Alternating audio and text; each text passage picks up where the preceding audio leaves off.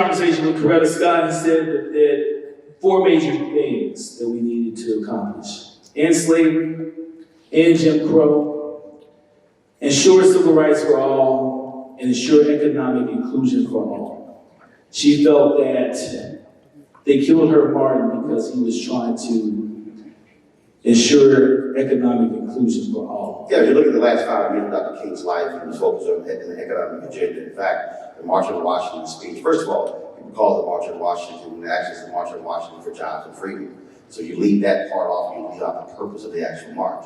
And so if you actually go back, America loves to talk about I have a dream portion. That wasn't even actually in the original speech. The original speech was called No Mercy, Never Again. That was the original title of the speech. The I have a dream portion wasn't even a written part of that speech. You look at the top 2/3 of that speech, it was a radical economic speech. When he talked about America presenting African American checks, debt, and insufficient funds, he was talking about, again, what African Americans had been dealing with and was dealing with the economic piece. So you go from 63 through 68, you begin to see him talk about the book, The Guaranteed Income. You begin to talk about that. You begin to talk about a radical redistribution of wealth. He said in numerous speeches, but also in his book, Chaos or Community, Where We Go From Here, he said it cost America a dime for us to be able to swim in swimming pools, to sleep in hotels, to go to parks. He said now the question is, will they spend the billions necessary? And that's really where we are. It was very easy to say, fine, black folks can vote, you have the Fair Housing Act of 68, Voter Act of 65, Civil Rights Act of 64, but America has never wanted to deal with the money part. See, if you want to understand not just America, but you want to understand the world, you must deal with the money. There's only one federal agency that shares along the White House, Department of Treasury. It all comes down to the money. And so that's really what you're dealing with. South Africa right now, whites comprise 9% of the country, owns 72% of the land. That's the money. That's right. Okay, when you talk about the fact that in this country, there's $69 trillion. $69 trillion is annually being distributed. White men control 98.7% of those dollars. It's the money. Absolutely. The reason right now what's happening politically in America, I keep talking about white fear, is because there is fear of the changing America. By 2043, in 24 years, we will be a nation majority people of color, meaning majority Latino, Black, Asian, and other. That's what the fear is. The fear is control of resources, control of dollars, and that's what you got going on here. And so we have to, we talk about this notion of how do you bridge the gap, you really have to have a complete change in terms of perspective. No disrespect to the young brother who came up earlier who wants to play for the Ravens. No, don't raise your kid to play for the Ravens, raise your kid to own the Ravens. Right. See, that is the difference. There are little white kids who go on, look, I can't play, but guess what? I can own. And so that's really a state of mind. I had the advantage. My grandmother had a catering business. I worked with it since I was 7 years old. I stopped doing it when I was 30 years old. My brother now owns that catering business. And so for me, I saw black ownership at 7. And so when I worked for the Houston Defender, I was dealing with a black woman who was the publisher, owner of the paper. And so when I went to CNN, folks were like, oh my God, you're at CNN. I'm like, yeah, that's nice, but I'm working at CNN. And I even have people come up to me now, they say, since TV1 canceled my show in December 2017, they say, well, man, I wish you go back to CNN and MSNBC. I'm like, why am I gonna go back to a place where I don't control the show, I don't control the guest, I don't control the resources, and I'm asking somebody else, can I go cover this? No, I'm good. Yeah. And so when I created my digital platform, understand what happened there was we created it in a year. People said, I can't believe you're doing this. Why are you doing it? This is not going to work. We did 127 million views, 127 million views, 345 million minutes watched. Took a YouTube channel from 130,000 subs to right now 400,000 subs, all in 1 year. But the key is, I own it, I control it, and I don't ask anybody's permission. So when they had the HBCU rally in Annapolis, Maryland on Wednesday, we live streamed on Thursday. We live streamed the rally. So many of you across the world have seen the ambassador's speech, which she gave talking about the HBCU Connect. And that's been viral because we streamed the speech.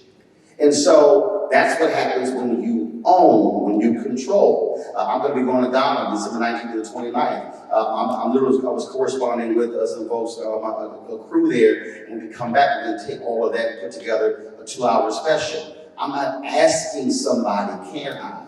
I ask myself. Yes, and so that's really, I think, we have to have a change in terms of their state of mind. yes. Well, I appreciate that. I actually, my wife knows this. I actually have something that when people want to come to our home, they want to talk politics or what have you, or they want to talk about what we need to do as a people or where we're at or what have you.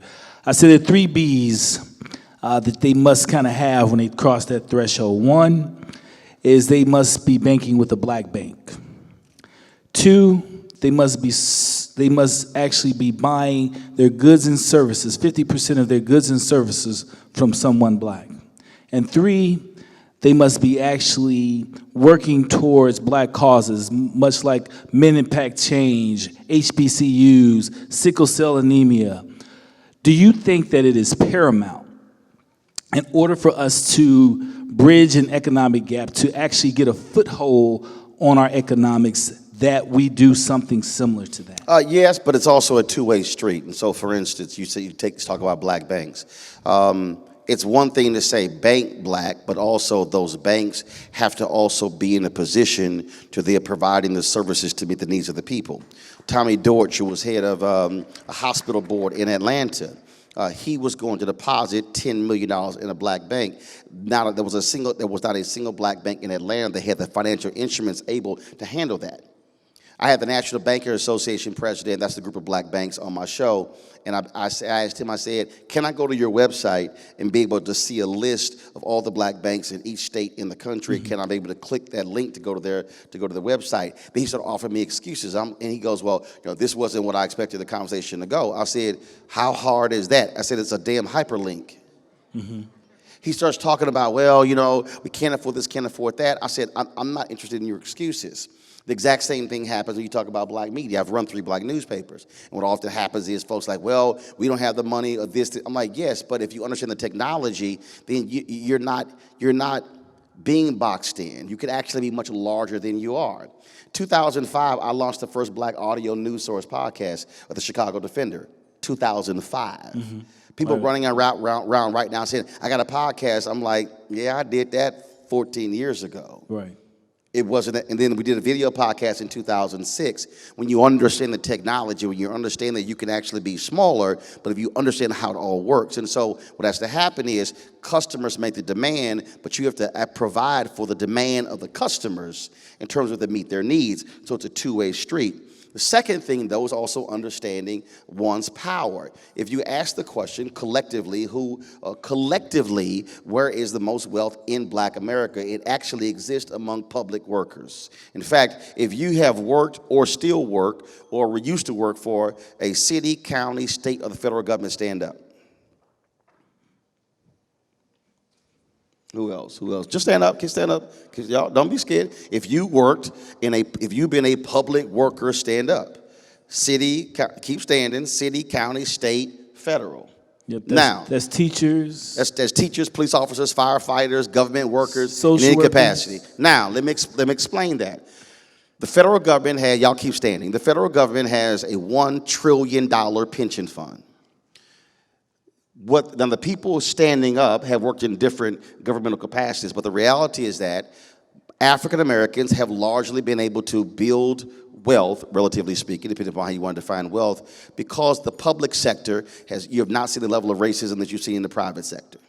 So as a result, African Americans who worked in public sector, the largest collectively is in pension funds. But here's the problem. Who manages the pension funds? What do those firms look like? Right. Who are the law firms? Who are the accounting firms? Who are the bonding agencies? And so what happens is you have to have public workers, keep standing, I ask you to sit down. Some of y'all sit down. You have to be asking the question, who are the firms managing our pension funds? Who are the largest investors in Wall Street? It's not Warren Buffett, it's not Jeff Bezos, it's not Bill Gates. It's pension funds. They're the largest investors. And so here you have largely white men investing money in pension funds, locking African Americans out on the federal, state, county, and city level. And then you ask the question, how is it we unable to actually grow businesses? Y'all can sit down now. I sat in a meeting in 2010 in the Department of Treasury, and they said that diverse firms, meaning minority firms, outperform majority white firms in the management of TARP funds. The first question I said is, does that mean they're gonna get to manage more money? And everybody went silent. What does that tell you? What that says is that, wait a minute, diverse firms outperformed largely white firms. But who keeps getting dollars? See, it's how folks have been locked out of this system. How do we change that? How would we make that pivot? We have to do what Frederick Douglass said. Power concedes nothing without a demand, never have and never will. You can't show me anything in the history of America that black folks did not get without having to kick somebody's ass. I know they're making y'all uncomfortable, but sometimes you got to stop being comfortable. There is nothing in the history of America that folks got without having to fight for it. There is not a single African nation that was free because somebody said, here you go, knock yourselves out. No, you had to fight for freedom. That is the exact same thing. Fighting for freedom means fighting for economic freedom. What King was talking about was economic freedom. You don't have freedom unless you have economic freedom. You don't have a free African nation unless you control your currency, unless you control your deposits, unless you control your ports and control your financial situation. If another nation is controlling your money, you're not free. You're simply given the appearance of being free. That's what we're dealing with.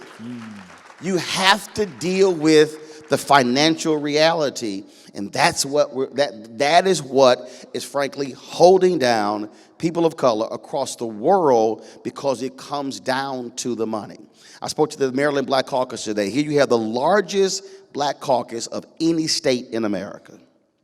And I said to them, how is it that Democrats control the House and the Senate in Maryland, but you still have HBCUs who are trying to fight to get the $577 million for the lawsuit they won? I said, y'all should come back in January and tell every Democrat not a single bill will move in the legislature until y'all fund those HBCUs. Yes. I mean, this is not hard. It's called using your power. And so we have to, and again, the reason if I talked about in that clip there, Dr. King's book, Where Do We Go From Here? This is the book. This book was written in 1967. It was his worst-selling book. America did not want to read it. The book was not published for 10 years after his death. There is a reason. Because he was talking about laying out a blueprint for the path moving forward. And so I've said to anybody, you better read this book to understand where we've been going. If I had to ask you right now, what are the top 5 issues facing people of African descent in this country, I guarantee you, in every poll it will show you, they would say, oh, easily, mass incarceration. Number 2, police brutality. Number 3, probably education. Rarely is money number 1. But if I show you every problem facing people of African descent, I can draw a straight line between lack of money and that problem. Follow the money.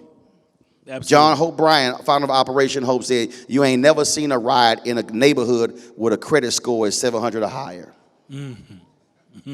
Some of y'all gonna figure that out when y'all get home. That is where we are as a nation. And the reality is this here, and it's not being difficult. The reality is white folks in America are going to have to share resources and power, and it's going to be real uncomfortable. And it is not going to be a situation like what Nelson Mandela did when he cut the deal by saying, we're not going to go back and redistribute the land. You can keep owning the land. You cannot have a system where a large group of people are at the bottom and a very small group of people are at the top, and then you say we're free. That is not reality. That's right. So I'm glad that you're bringing these points up. And you mentioned Frederick Douglass. Someone else that Who, by the way, put in modern day numbers $20 million of his own money to try to save the Freedmans Bank. A bank that, as a result of misappropriation of funds, because black folks couldn't control their own money, they were able to put the money in. Modern day dollars, freed slaves lost $1.3 billion that was essentially stolen, and there was not a bank bailout for them. Go ahead with your question. Yes. I am there's a few people that I really, really admire. One of them, I'm a Tuskegee alum, so one of them is Booker T. Washington. Yep. Another is actually the Honorable Elijah Muhammad. And a third is Marcus Garvey. I'd like to get, I'm sure you're a historian. I would like to get your take. We're talking about Africans, African Americans. We're talking about really, again, kind of taking what we need for ourselves. First thing is, self-reliance has always been a lie. There's no such thing as self-reliance. Pull yourself up by your own bootstraps. That's a lie. White America didn't pull themselves up by their own bootstraps. Land was given away for free. Mm-hmm. That was the law. Millions and millions of acres of land. Dr. King often talked about that. That's not bootstraps. The greatest affirmative action bill in American history was the GI Bill. Right. The greatest affirmative action bill. The American economy took off after World War II as a result of the GI Bill and soldiers coming home, being able to go to college, being able to buy homes in the suburbs, being able to buy appliances and those things. Ask the question, what happened to black soldiers in the GI Bill? Right, they got nothing. Precisely. Yeah. So it's amazing that when it comes to people of African descent, it's be self-reliant when ain't nobody else self-reliant. Mm-hmm. Hell, Donald Trump just created a tariff problem in America and gave farmers $28 billion. Not $28 billion in loans, $28 billion in grants. Do you realize the $28 billion they gave those farmers is larger than the bank bailout in 2009? What does that say? I don't hear them talking about self-reliance. See, we have to understand what is actually happening here. In the history of this country, and when you look at what is happening in African nations, we were stripped of resources, stripped of opportunities, stripped of the dollars. You look at Haiti, freeing themselves from the oppression of slavery. What is the first thing they did? Y'all got to pay for your freedom. Right. And then America created a blockade of Haitian exports where they couldn't even make the money to pay back for getting their own freedom. And so if you want to draw a straight line to the condition of Haiti today, that's right, it goes back to the condition of Haiti when they got their freedom. That's just history. Say that again. The problem in this country is that there's history and there's his story. Right. And there's a reason they didn't want us to learn how to read, because then we would know what the real truth was. And that's what we're dealing with.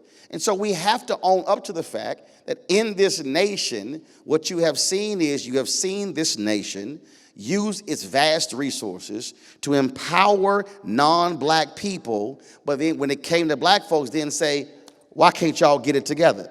Well, hell, they didn't get it together. They got the hookup. What do we have in this country? They have a thing called R&D. That's called corporate welfare.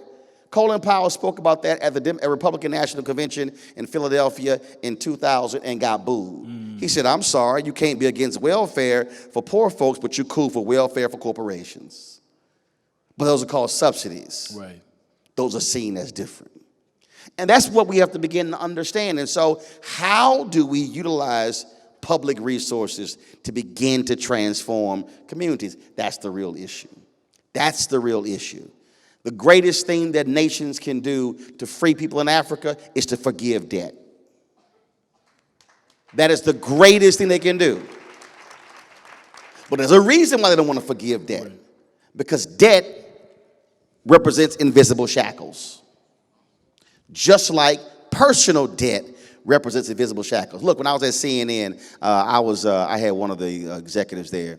He said, you couldn't be doing, because you might understand, when I was at CNN, I was on TV One, Tom Joyner Morning Show, speeches, books, I had my own media company, and the executive said, if you were full-time at CNN, you couldn't do all these things. I said, there's a reason I ain't gonna be full-time at CNN. Because see, controlling my money means you control my voice. Right.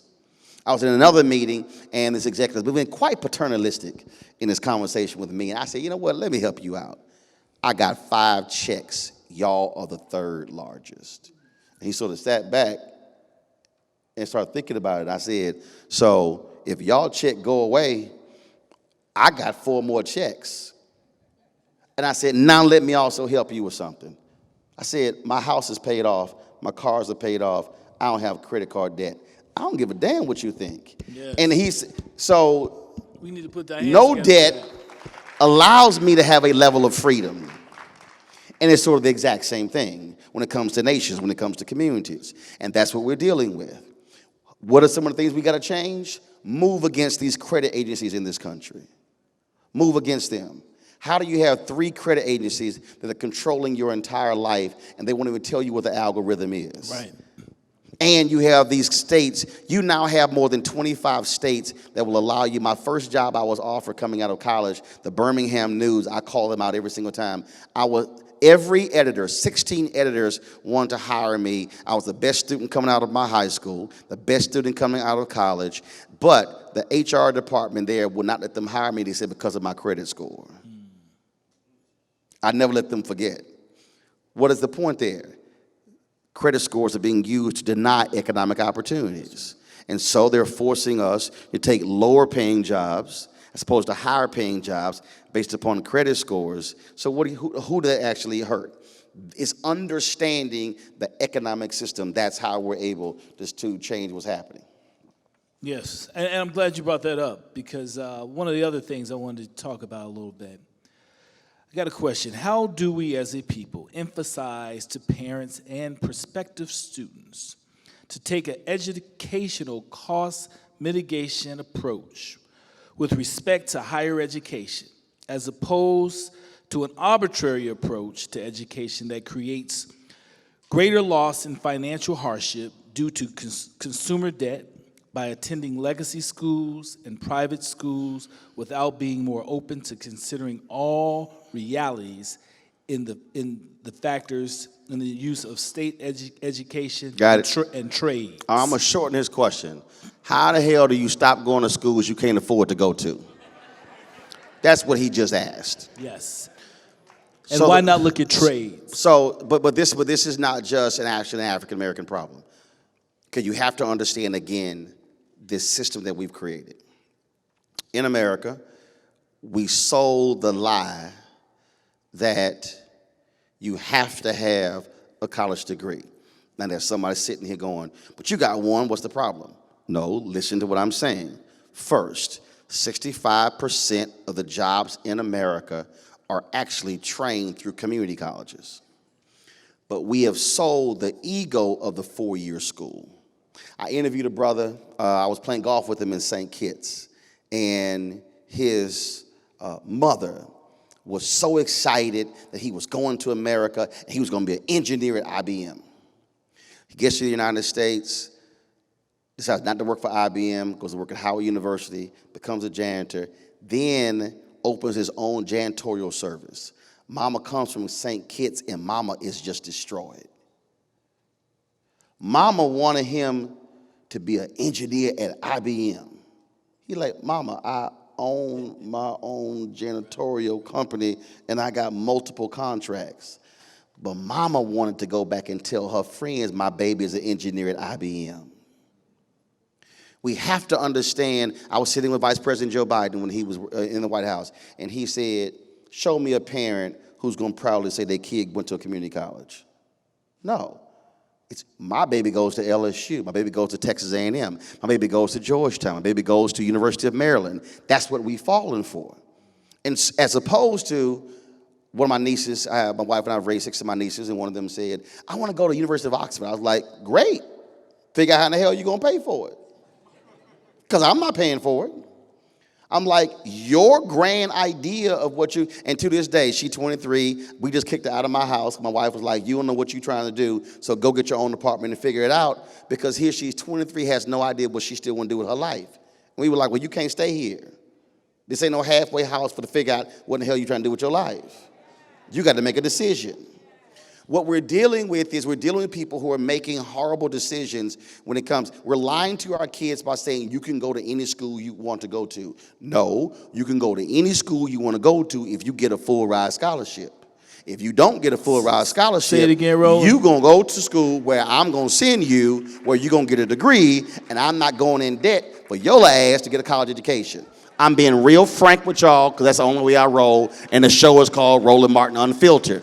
Because we got to stop lying to our kids, and you got to sit your kids down and say, look, this private school is going to cost $32,000 a year. And it's going to cost travel, flying back and forth to bring you home for Christmas and Thanksgiving and this break. So really, it's going to cost $45,000 for you to go to this school. Now, you got X number of dollars over here in grants and scholarship. How you going to make it up? Now, Absolutely. It's also our responsibility as parents to save money for our kids' college, but it is illogical, some of the decisions people are making. Had a dude stood up at an event, it was actually the Howard Theater, he said he went to Xavier for his undergrad, Xavier for his master's, and went to Tulane for his PhD, wants to be a university professor. I said, who the hell told you to go to 3 private schools? He was mad because he had $150,000 in debt. I said, cuss out the mirror. I said, cuss out yourself. You went to 3 private schools. Did you ever get a calculator? And that's what we're dealing with. There are very few, we've fallen for, but if I go here, it's gonna, no. You make real decisions. First of all, we do not have real guidance counselors. They don't exist. So really what parents need to be doing is forcing their kids to stop choosing majors, but choose a career. Not a major, a career. When I ask somebody, what do you want to do? They go, oh, my major is this. No. What do you want to do? They're like, what do you mean? What the hell are you going to do the day after graduation? When I graduated from Texas A&M, this is December 1991, 3 rows up, 3 rows back. First of all, it was about 4,000 or 5,000 of us when got graduated at one time. And probably 20 deep, none of them had jobs.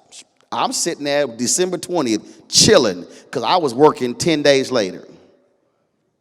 Because I planned my future the day I walked on the campus. Right. And so that's part of the problem. I could have gone to some of the top journalism programs in the country, but it was stupid. Why? My mom and daddy have never made more than $50,000 combined in their life. My brother was a year ahead of me. My sister was a year behind me. That means 3 of us would be in college at one time. Okay, it was stupid for me to say, well, I'm going to go to Northwestern or Syracuse or University of Missouri. My parents were like, how are we going to pay for that? So I went to Texas A&M, got a scholarship. My brother's already there. We can share resources. Did it have one of the best journalism schools? Nope. But I knew I was going to get a job. I wasn't worried about that. And so I made a family economic decision that made it easier on my family to be able to send 3 of us to school and to finish. Because the problem, a lot of us are going to schools, coming home after the 2nd year because we can't afford to send them for the 3rd year. And that, to me, is an absolute waste. And so we have to have real conversations. Last point is this here. We also got to have real discussions on every single day. One of my nieces, she lost her Apple Pods, and she said, I lost my earpods. My wife was like, that's a damn shame, huh? She's like, what do you mean? She said, oh, you work. You got to go buy them yourself. Now, mind you, when they lived with us before, I walked them through how much stuff costs. One day we were in a car, 6 of them, again, 6 different nieces, and normally I travel a lot on weekends, so they said, so my wife was speaking somewhere, I was driving, we came back from church, they said, where are we going to eat? I said, home. They were like, what do you mean? I said, it's 6 of y'all. Average bill is going to be $20 per person. Do the math plus me. How much is that? So they in the back of the car like Okay, like 27. They're trying to figure it out. I said, all right, what is it, 140? What is it? Come on, give me the number. They were it were way too slow. I said, now multiply that by 4, because I do this every single Sunday. Now multiply by 12. Then they gave me the number. I said, all right, how much do your tutors cost? How much does your laptop cost? How much did all of this cost? I said, that money don't grow on trees. One of the problems that we make is we are lying to our kids by shielding them from our financial situation. No, sit your kid down and say, that costs $200. Now what you want to do? See, it's just being real and honest about what's going on. And so I don't play that game. Yeah. I let everybody know how much stuff costs. Yeah, and I'm like, I had one niece say, I went to amusement park. I said, cool, you got to pick. You got books to pay for or the amusement park. Which one you want? Because I ain't giving you money for both. That's right. It's your choice. It really wasn't a choice.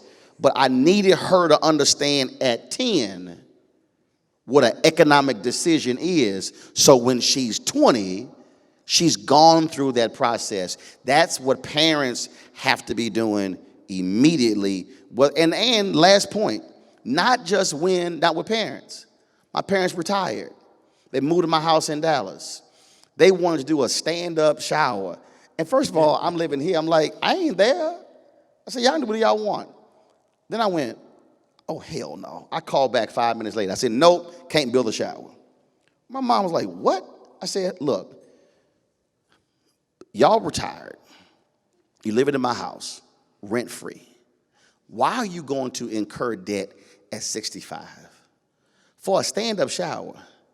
You had these visions of what you wanted in your dream house. That's gone. No, it had to be. I said, your dream house is gone. You 65. You didn't get it. So you ain't getting it right now. So now some of y'all are like, man, you are hard. No, it's the exact same problem. Why are you going to incur debt at 65 and knowing full well that if you live another 20 to 25 years, who is going to be the one who's paying for you? Me, or my brother and my 3 sisters. And so I had to make an economic decision for them that said, no, you're not going to do this. Plus, it was my damn house. I owned it. Right. And I said, when y'all want to pay the taxes on it, y'all are more than welcome to put any kind of shower you want. So even even till the roles change, so we have to be honest about money, whether it's with our parents, brothers and sisters, nieces and nephews, or our kids. Yes, and with ourselves. Yes, indeed. We're going to take one more question because they people going to cuss you out if they don't eat. I'm just letting you know. I saw some of y'all trying to go to the bar out there trying to get some rolls. I saw some of y'all trying to steal them crackers from the bar, and I'm just messing with y'all. Go ahead. How you feeling? Everybody all right? I'm just messing with y'all.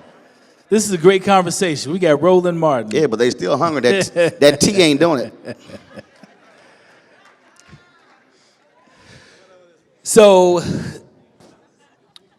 with everything you said, give us your takeaway, something that we can leave out of here with,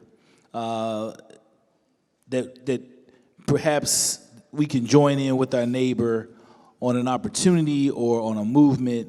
What are some things, that we can do outside of course, the basics of course, voting and things like that? It's just real simple. So I'll take you back to December 1st, 1955.